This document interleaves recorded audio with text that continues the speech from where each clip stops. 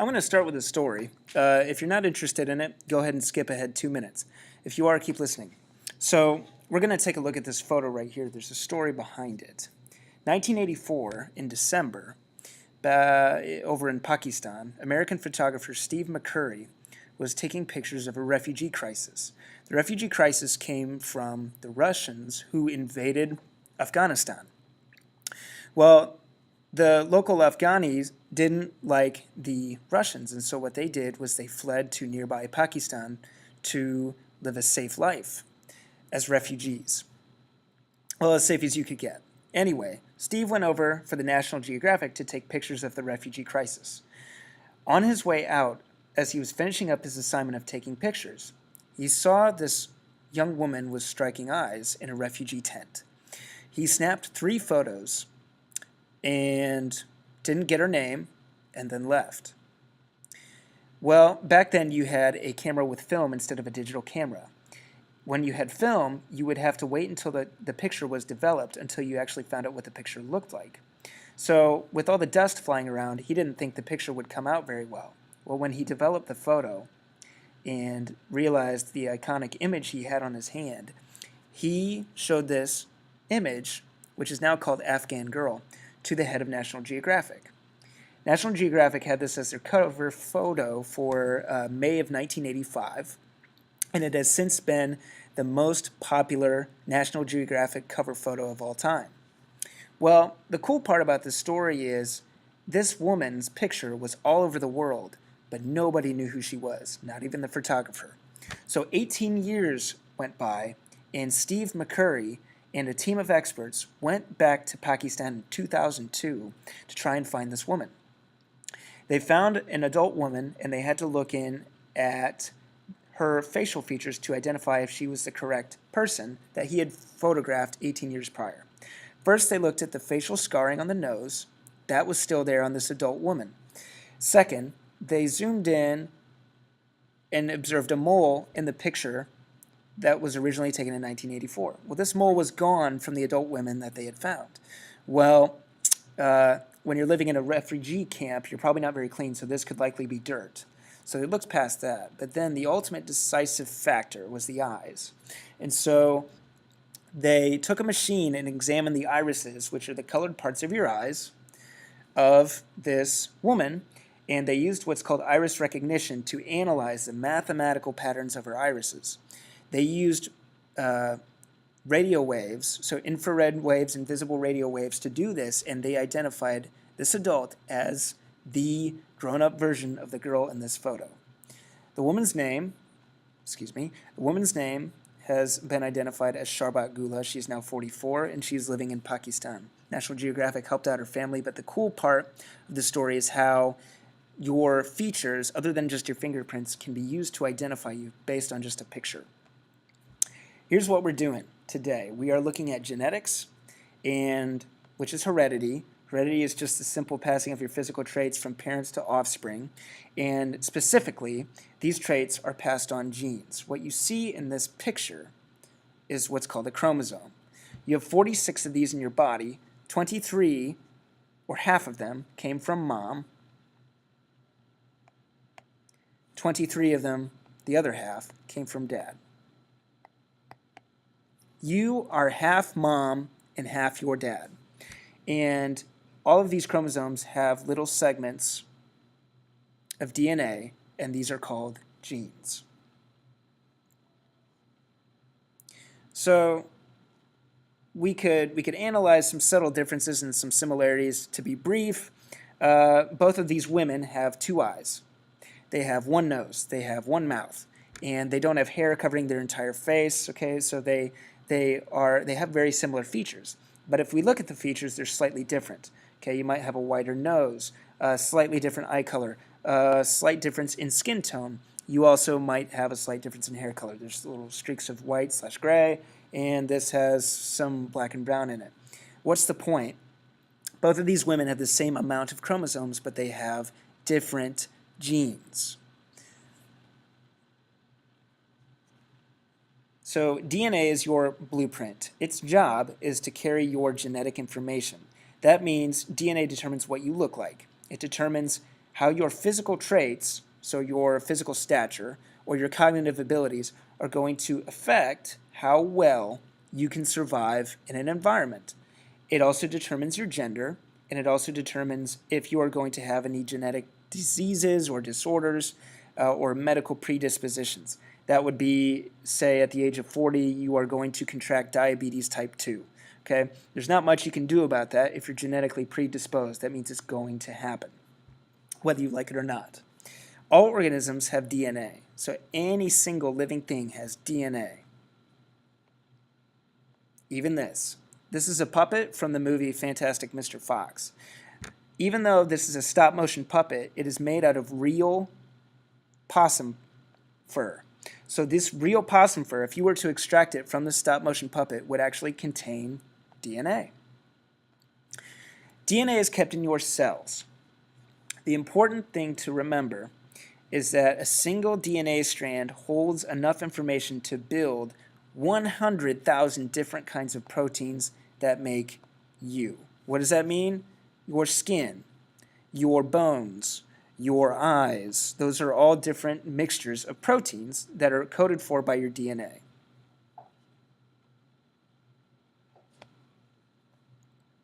DNA is kept in your cell nucleus if you are a eukaryotic organism.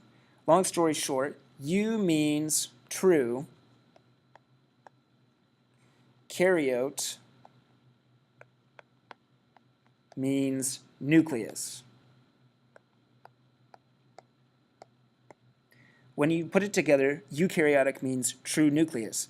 That means the nucleus is there, and if the nucleus is there, your DNA is going to be inside the nucleus. So if we look inside the nucleus, there's a chromosome, there's a circled section right there which codes for a gene of that chromosome, and if we look at that gene closely, you will see the DNA right here.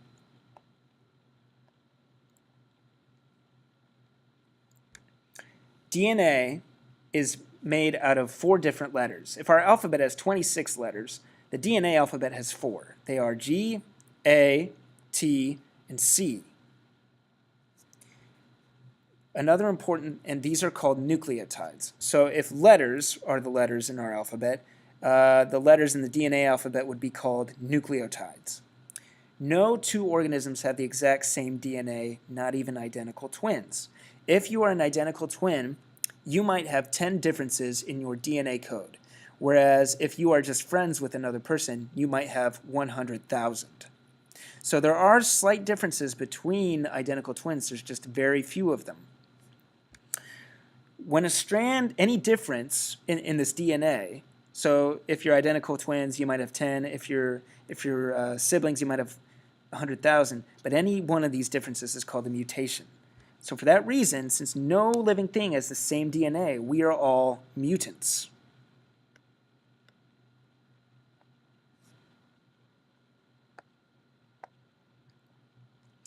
If you're a prokaryotic cell, you do not have a nucleus, which means your DNA is floating loosely in this fluid called the cytosol. If you are a eukaryotic organism, like a human, for example, that means each of your cells have a nucleus, and in that nucleus rests your DNA. Well, if you remember, we said that the 4 nucleotides in the DNA alphabet were G, A, T, C. Here's where those guys come in. If we look closely at a nucleotide, they've got 3 parts. Part 1 is phosphate. It's going to be portrayed as a circle below. You are going to see a pentagon. That is pentose sugar. That means it's a 5-carbon sugar. Pent means 5, sugar means os. Put them together, that's a 5-carbon sugar. DNA specifically has something called a deoxyribose sugar. Hence its name, deoxyribonucleic acid, for DNA. RNA has a ribose sugar. We'll look at those below. And the third piece is a nitrogenous base. Nitrogenous bases are what are responsible for the names G, A, T, and C. So those are attributed to what type of base the nucleotide has. Here's your phosphate group. Okay, there's our circle. Here's our 5-carbon sugar. This is DNA, so it's going to be deoxyribose.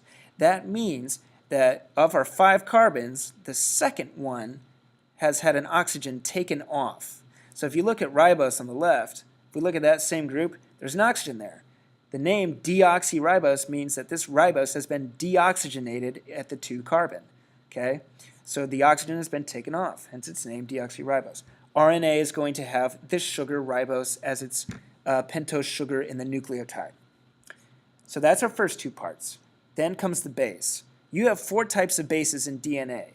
Base 1 is C, base 2 is thymine, base 3 is guanine, and base 4 is adenine. Cytosine and thymine are what's called pyrimidines. That means they just have that hexagon shape. Okay? If you look at G, guanine, and A, adenine, you're going to see a hexagon with a pentagon. These shapes are chemically called pyrimidines. The main big picture you need to understand is why G always will go with C and why A will go with T. From a chemical bond perspective, pyrimidines can only bond with purines. So these guys can't bond, okay? They can't do that because their chemical structures do not fit together. Pyrimidines only bond with purines. That is important to remember. Specifically, C will go to G while A will go to T. Purine to pyrimidine, pyrimidine to purine and pyrimidine to purine. So here I've highlighted your purines and pyrimidines. Your pyrimidines would be G and A, while your purines would be T and C based on the color coding. And the phosphate and sugar spine, here's what that looks like. Phosphate was the circle, and then it bonds to the 5-carbon sugar, the pentose. Well, that keeps alternating to form a spine of DNA. So if you keep going, etc., you build a spine. So each of these are built from alternating phosphates and sugars. And here's a closer look at how your base pairs, your purines and pyrimidines, will bond together. So A goes with T, G goes with C. You need to remember that. DNA's formation is in what's called a double helix. So here's what this means. Double helix is like a spiral staircase. And Rosalind Franklin, who was a chemist back in 1952, took a famous photo called Photo 51. Photo 51 is like a bird's eye view of a DNA double helix, and what she realized was this was the first detailed photo, it was detailed for the time, of DNA, and she realized by looking at the cross structure that it was going to be a double helix. And so this was a new find back in the day, and so she presented her data as she had discovered that DNA, the genetic material of organisms, was a double helix. Well, here's the problem.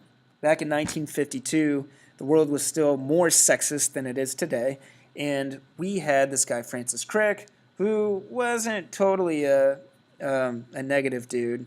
He was okay, but James Watson did something that was rather unprofessional. James Watson went to a lecture presented by Rosalind Franklin, and he took her data that she was presenting without her consent and took it to Francis Crick. And together they built this model in the background you see of the DNA double helix with the base pairs that we've just explained earlier. The problem with this is they got the recognition, whereas Rosalind did not. And this is an important lesson to do justice in terms of where contribution rightly goes, or recognition, I should say. If we're talking about who discovered the DNA double helix, that's Rosalind Franklin, okay? Discovered. Francis and Crick, who you'll hear about time and time again in future science classes, only physically established a model. So what did these guys do? They built a model. So Rosalind Franklin discovered the DNA, Francis and Crick built a model.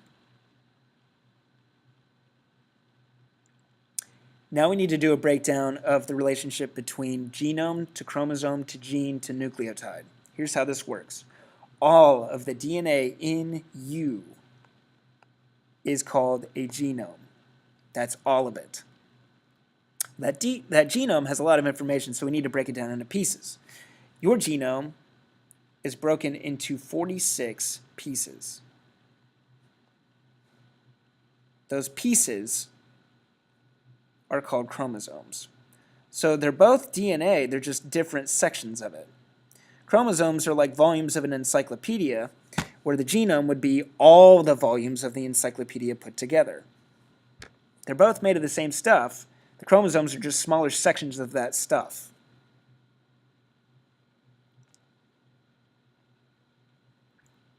Well, the chromosomes are still pretty complex, so we break those down into even smaller sections. If you take this segment of dark purple here, I highlight a gene in a smaller section of light pink, just like the picture below. So all this stuff is still DNA, but we're breaking those smaller sections of the genome, which are chromosomes, into even smaller sections called genes. So a piece of the chromosome is called a gene. There can be hundreds of thousands of genes on a simple chromosome. Another important thing you need to know is your chromosome, your gene, so one gene, encodes for one protein. Here's a sample problem. If I have 8 chromosomes, each chromosome has 3 genes. How many total genes do I have? 24. Well, if one gene encodes for one protein, how many proteins do I have? Well, 24 proteins if it's a 1-to-1 ratio. Here's another example of our encyclopedia, but I want you to pay close attention to the drawing I did. So here's our genome. So that's all our DNA made of the 4 nucleotides, G, A, T, and C. Well, you can see that same purple bar representing our genome, but it's been broken up into 2 smaller pieces. We have a green chromosome and an orange chromosome of DNA. So we've broken it into 2 smaller sections. Those smaller sections can be broken into even smaller pieces. You will see 3 genes on our green chromosome. So that's one gene, the light blue one is another, and then the dark blue is our 3rd gene on our 1st chromosome.